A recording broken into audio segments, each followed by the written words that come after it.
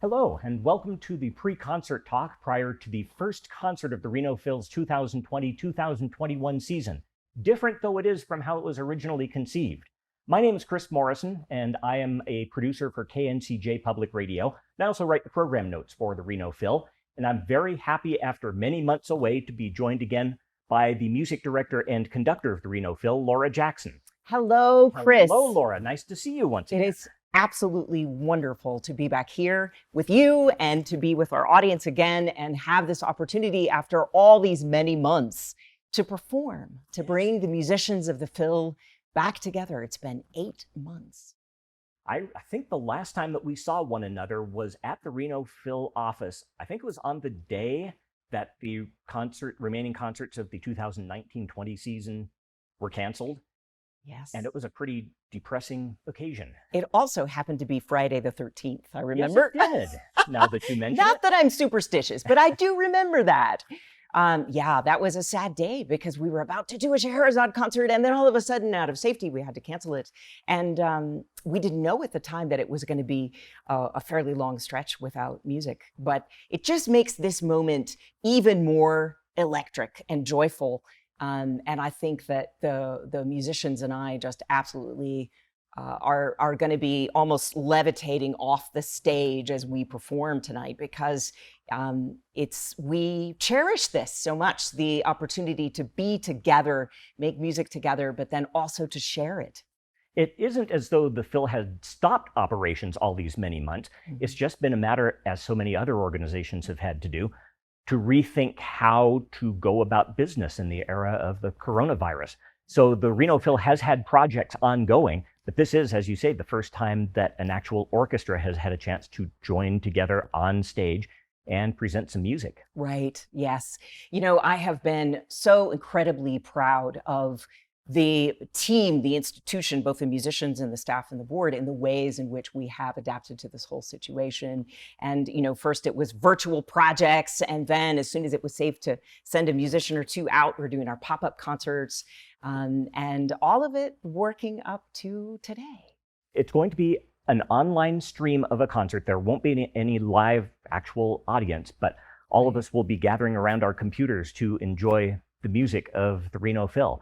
How is that going to work, and how did this all come together in terms of presenting the music in this way? Well, as soon as we made the strategic decision to push all of our wonderful programs that we had sketched out for the season out a year, and we decided we were going to rebuild and promise what we know we can deliver, then it was, well, we look at 8 weeks down the line, what can we do now? We can have 25 people in the Pioneer Center, which means I can have 17 musicians on stage, plus myself, plus the folks running the cameras, and everybody else involved in making things happen at the Pioneer. So that's what we have. And we have the opportunity to feature one of our fabulous soloists, or one of our fabulous Reno Phil musicians, James Winn, on the piano, and then we're going to do string orchestra music. And this allows us to operate within the realms of safety. We can socially distance everyone in the orchestra. Everybody will be in masks, including myself, which will be a new experience. I've never conducted a concert that way. But it's absolutely worth it. It is absolutely worth it. That is one thing that I have found doing the rehearsals of this week, is that music really does shine through this experience. It really it is worth hearing and worth making. And it makes me ever more certain that classical music, symphonic music, the Reno Phil is all going to survive and thrive. Among other things, this upcoming program with the Reno Phil you were mentioning earlier allows you a chance to sort of get back to your roots musically, because you have a lot of experience with string orchestras and string orchestra programs.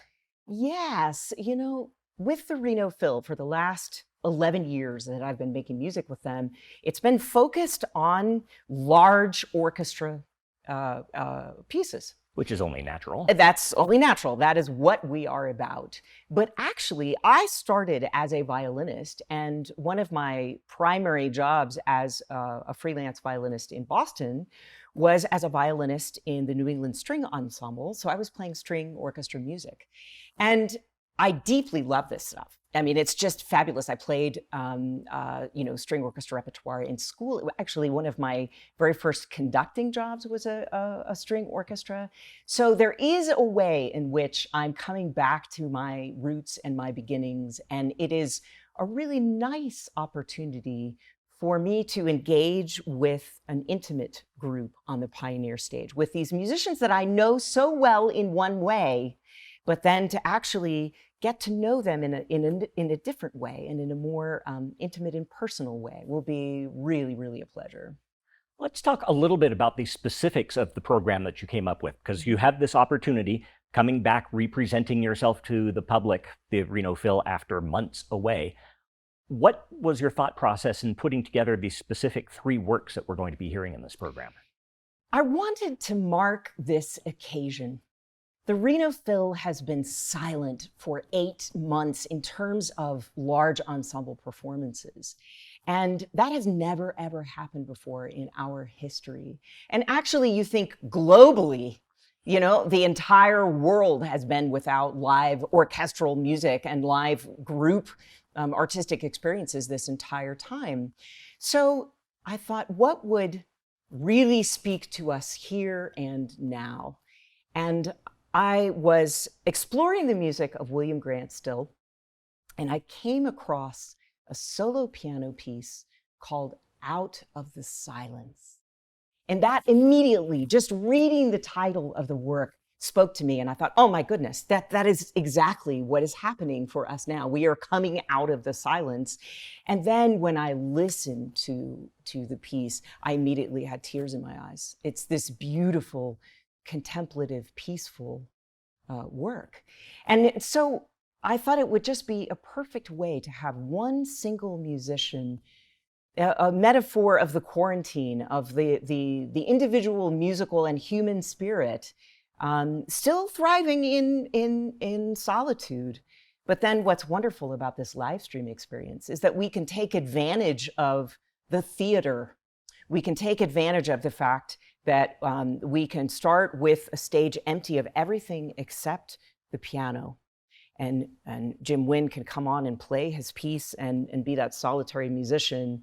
And then the stage goes dark again. And when it comes up, without having the dead time of moving chairs and stands and all of that, we have an orchestra. And I love that blossoming from one person back into the ensemble. And I hope that it will be as moving to our audience as it was to me when I imagined this coming together again in that way. Because that's an interesting aesthetic choice, because another way you could have chosen to reintroduce the Phil is with big brass fanfares and a great celebration and all sorts of spectacle. But instead, it's going to be a very intimate sort of reintroduction to the Phil with this very beautiful piece by William Grant Still. Yes. Well, when we are able to have brass fanfares and do all of that and have the whole stage full of musicians, you better believe the next day after it's safe to do that, we will be doing that. Yes. Because I can't wait.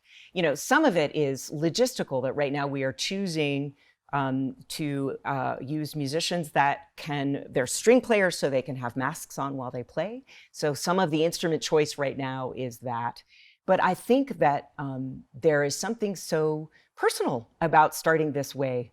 There's something that so closely parallels our experiences that I think it has some extra meaning.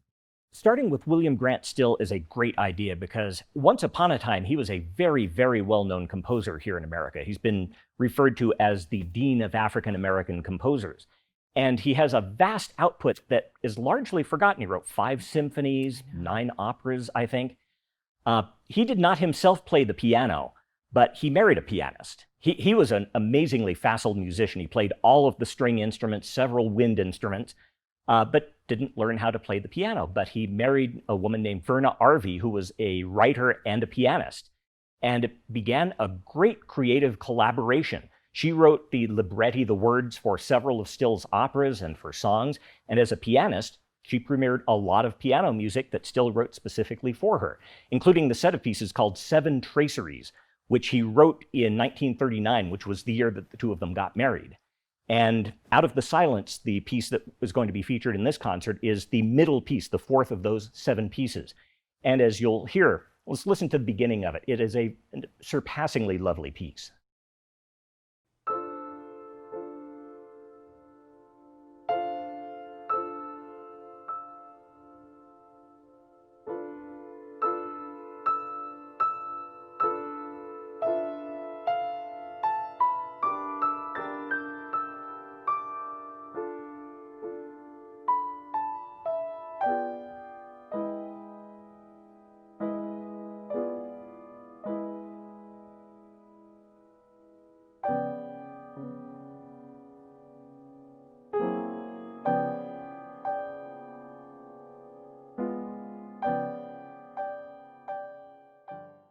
We're so thrilled to have the opportunity to feature the pianist Jim Winn, who is faculty member at UNR in composition and in piano. And he's been a longtime member of the Phil. Whenever we have piano works with the Phil, he is our pianist. But then also he has performed as a concerto soloist up in front of the orchestra as well. So it's wonderful to feature him again. And he has quite a place on the program to launch the coming back of the Reno Phil. It gives me chills. There aren't too many musicians I would more trust than Jim Winn in terms of doing that. Isn't that the truth? Isn't that absolutely the truth? I asked him, I said, these 7 traceries, I asked him, have you ever, because he's a composer, right, have you ever done this? Have you written a series of etudes, each one is sort of exploring a different compositional technique? And he said no, that he's had various influences, but it's always wonderful to hear him talk about music and the way that he explores a new piece from the angle of being a composer himself. Then we'll move from that solo piano piece that opens the concert to the string orchestra, and a piece that I know you're very excited to be able to present to Reno audiences, the Variations on a Theme of Frank Bridge by Benjamin Britten. I have loved this piece for years, and I am so excited to do it with the Reno Phil. This is a work about mentorship. This is Benjamin Britten paying homage to his teacher of many years. He met Frank Bridge when he was all of 13 years old and became Frank Bridge's only pupil. Things that he really got from Frank Bridge were around be your own artist, be an individual, really say something with your music rather than teaching him a lot of the nuts and bolts of technique of composition. So that kind of sculpting and allowing of Benjamin Britten's artistic spirit was very, very meaningful to Britten. What he does here is he takes a theme from one of Frank Bridge's idols, his second idol, and it's a string quartet. And he writes that theme, he changes it just a little bit, and then he writes a series of variations based on it, 10 variations. And each one is exploring a different aspect of his teacher's character. So one is his wit, one is his charm, one is his integrity, and so on. And each of these variations is only a minute and a half, 2 minutes long. They're very, very brief, but I love the way in which they are so distinct. Each one is so different from the next. The level of imagination that is exhibited in this work and the contrast is just really incredible to me, that it's all coming from the same composer. And it's not only showing the depth of his teacher's character, but also of Benjamin Britten's talent. Britten was only 23 at the point that he wrote this piece. He'd been composing since he was 5. In fact, the legend is that he was able to create songs at the piano before he could read. It came very naturally to him. And as I understand the story, when he was 11, he went to a concert and heard a piece for orchestra by Frank Bridge that just blew him away. And it happened that Britten's viola teacher was a friend of Bridge's. So another couple of years later, they once again went to the same festival, and she arranged for Britten to meet Bridge and to be able to show Bridge some of the pieces that Britten had written. And he wrote a lot as a youth. I mean, only in recent years have we found out just how much. Supposedly a half dozen piano sonatas, string quartets, a symphony, an oratorio, before he was 13, 14 years old. he was amazingly talented. Britten showed Bridge this stuff, and as you said, Britten became Bridge's only student, and they created a very close relationship. They studied together for about 5 years, and a very touching story that I can't help but remember. Benjamin Britten left England for the United States in 1939, and he was taking off on the ship with his partner, Peter Pears, and Frank Bridge was there to see them off. Bridge was noted not just as a composer, but as a viola player. He played viola in string quartets for years and years. He was nearing the end of his life at this point, and as Britten and Pears were taking off in the boat, Bridge gave Britten his viola. Bridge had given up viola playing, gave him his valued viola as a sort of send-off. They maintained a friendship over the years, and Britten learned a lot from Bridge. It was fortuitous that those two happened to meet. And what a great tribute Britten pays to his teacher by taking this little theme and turning it into this wonderful, very varied orchestral piece. It is. It's amazingly orchestral, even though it's written for only strings. Right. Yeah, it's wonderful that way. Should we listen to maybe the theme and take folks through maybe 2 or 3 of the variations to give a sense of what you're going to be hearing in this concert? Sounds great. Let's start with the theme. This is Britten's recasting of this little string quartet theme that Frank Bridge had written. This becomes the basis of the following variations.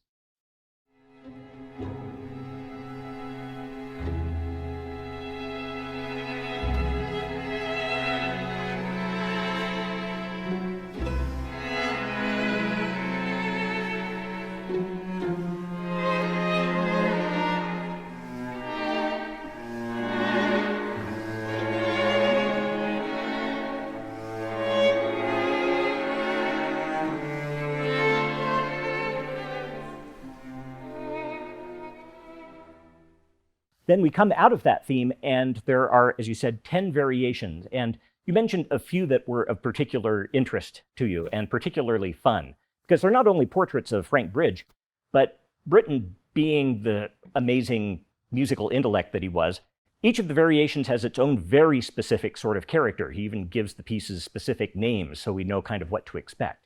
For instance, he pays tribute to Rossini and Italian music in one of the variations. What variation would you like to highlight next?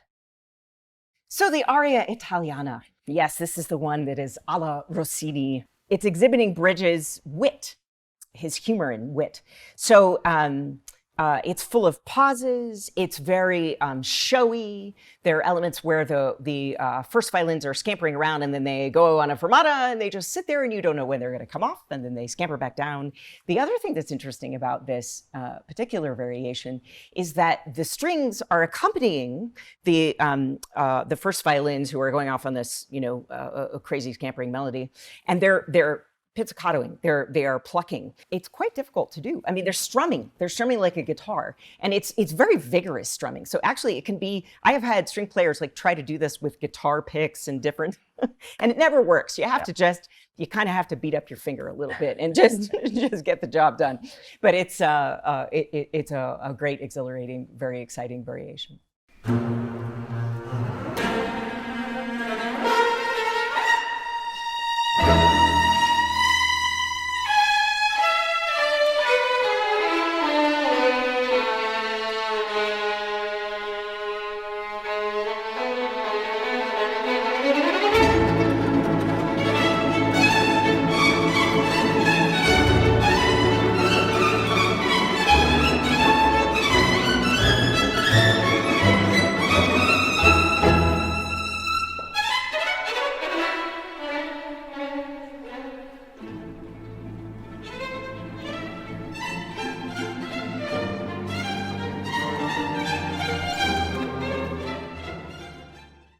So supposedly movement 7 is about Bridge's vitality, but it's a funeral march. Kind of interesting, isn't it? Mm-hmm. Yeah, I mean, I'm not sure what he's saying there.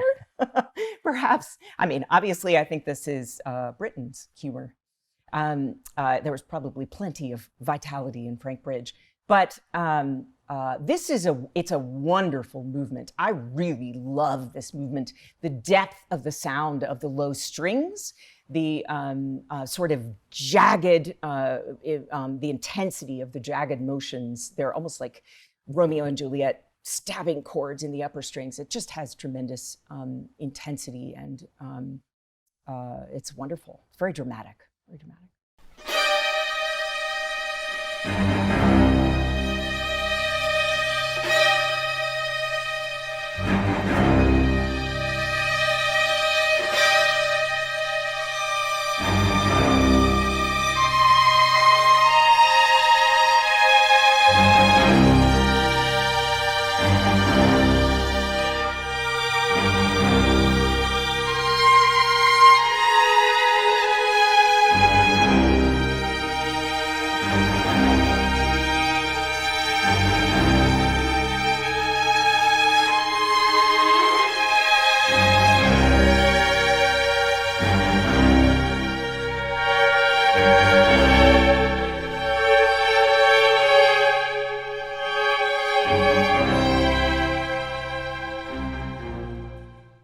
The 10th and final variation in this piece is a fugue. And a fugue, for those of you who don't know that technical term, think of something like Frere Jacques, where somebody starts singing the melody. Partway into the melody, a second person comes in singing the exact same melody. The first goes on as it was.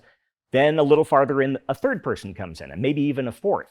They're all singing basically the same thing, but they're interwoven with one another and building up this sort of complicated structure based on what was originally a kind of a simple idea.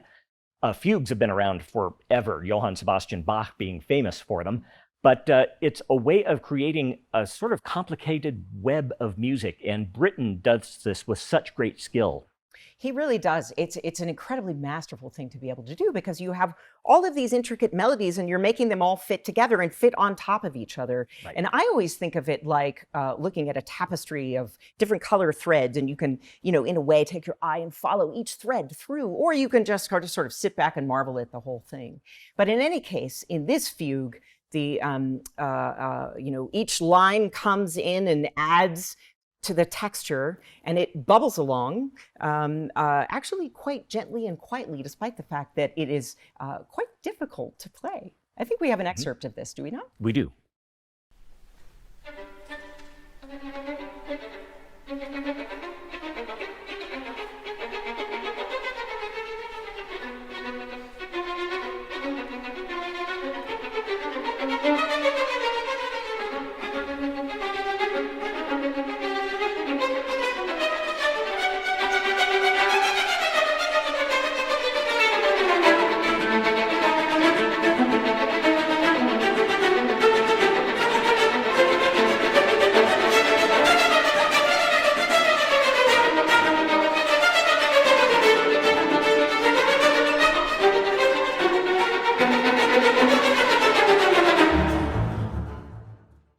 After the fugue bubbles along for a little while, then we have the melody that comes back. And this is actually the theme from the beginning. This is Frank Bridges' melody from one of his string quartets, comes back. This is the first time we get the entire theme on which this set of variations is built. So the scurrying movement of the fugue is continuing. It sort of fades into the background, and then it's a string quartet, right, that arises with Bridges' original melody in its basically original form. Yes, yeah. Yeah, so the principal strings get the easy part. They get to play this nice, simple, very eloquent, beautiful melody on top of all this scampering technical stuff that the rest of the orchestra is doing. But it's so magical, because in a way, there's so much going on. And in another way, it's like the fugue ends up sounding like little raindrops that are around this beautiful, soft melody that then swells and becomes more grand. Let's take a listen to where the theme comes back.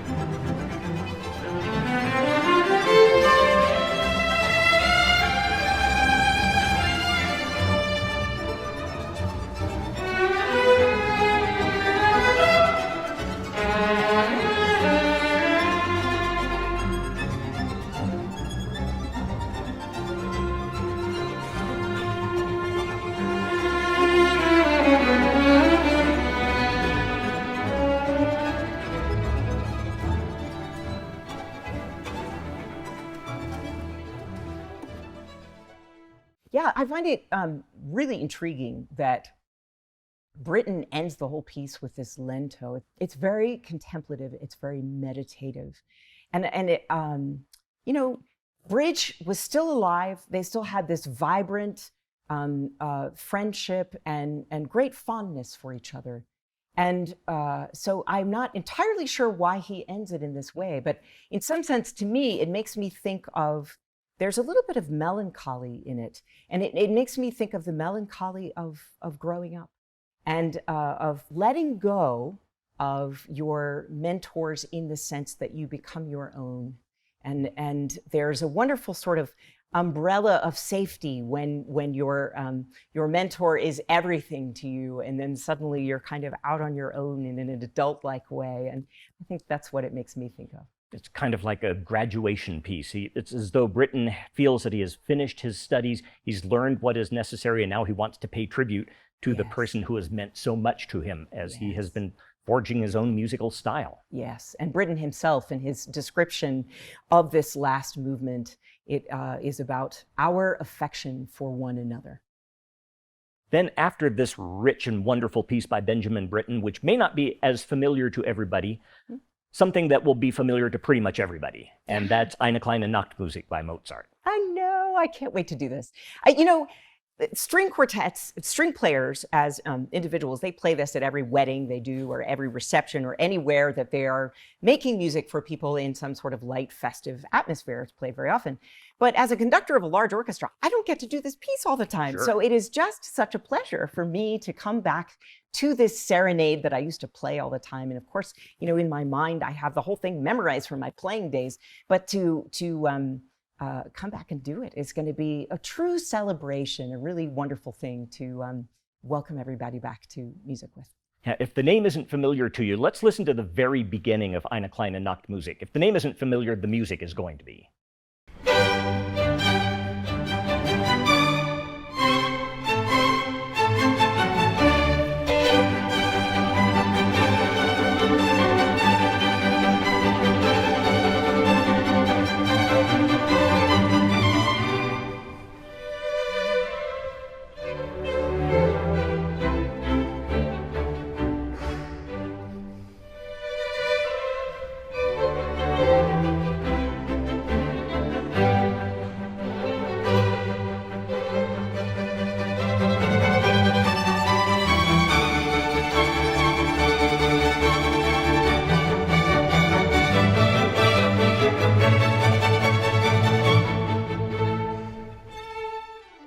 It follows with three movements that might be slightly less familiar, but equally wonderful, tuneful.